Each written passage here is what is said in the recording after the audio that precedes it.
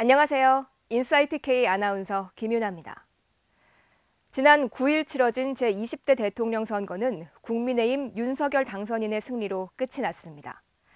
대통령 선거에 일주일 앞서 평택 지역에서 진행된 여론조사에서는 35.2대 39.8로 박빙속 윤석열 당시 후보의 우세가 점쳐졌는데요.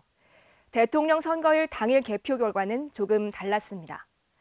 49대 46.2, 약 2.8%포인트 차이로 이재명 후보의 득표율이 앞선 것으로 나타났기 때문인데요.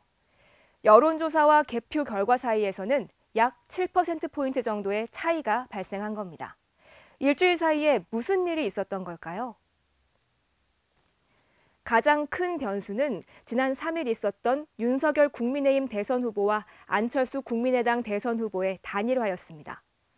사전투표 바로 전날 이루어진 극적인 단일화 합의로 유권자들의 표심이 움직였을 가능성이 높다는 것이 정치권의 분석입니다. 단일화 다음 날 있었던 사전투표 결과를 보면 25개 읍면동 중 서탄면과 오성면, 신장 이동을 제외한 모든 지역에서 이재명 후보의 득표율이 높은 것으로 나타났는데요. 사전투표 결과만 놓고 보면 이재명 후보의 압승으로 끝날 수 있었는데 본투표에서는 양상이 바뀐 것으로 보입니다.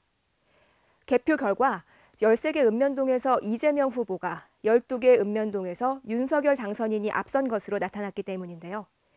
사전투표일과 선거 당일 사이에 벌어졌던 단일화 이슈와 두 후보의 평택 방문 유세가 표심을 가르는데 상당한 영향을 미쳤음은 분명해 보입니다. 대선 개표 결과로 확인된 지역별 득표율은 현역 국회의원과 지역위원장의 대선 기여도 공과를 평가하는 잣대로 활용될 가능성도 있습니다.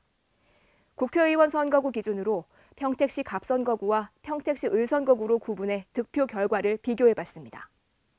득표수에 있어서는 더불어민주당 홍기원 의원이 버티고 있는 평택시 갑선거구에서 이재명 후보가 5,075표 차로 앞섰고 국민의힘 유이동 의원의 지역구인 평택시 을선거구에서도 이재명 후보가 4,165표 앞선 것으로 나타났습니다. 이재명 후보는 평택시 갑을 선거구에서 모두 고르게 득표한 건데요.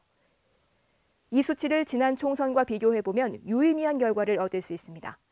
2년 전 치러진 지난 총선에서 평택시 갑선거구는 당시 홍기원 후보가 공재광 후보를 3,501표 차로 따돌리며 당선됐고 을에서는 당시 유이동 후보가 김현정 후보에 1,951표 차 앞서 당선된 바 있습니다. 2년 전에 비해 선거인 수는 4만 명가량 늘었고 투표율에 있어서도 차이가 있어 일률적 비교는 어렵지만 분명한 사실은 전통적인 보수 강세 지역이었던 갑선거구가 진보 쪽으로 기울었다는 점입니다. 유이동 의원이 내리 3선을 하며 보수 텃밭으로 인식되던 을선거구의 진보 성향 강세도 심상치 않아 보입니다.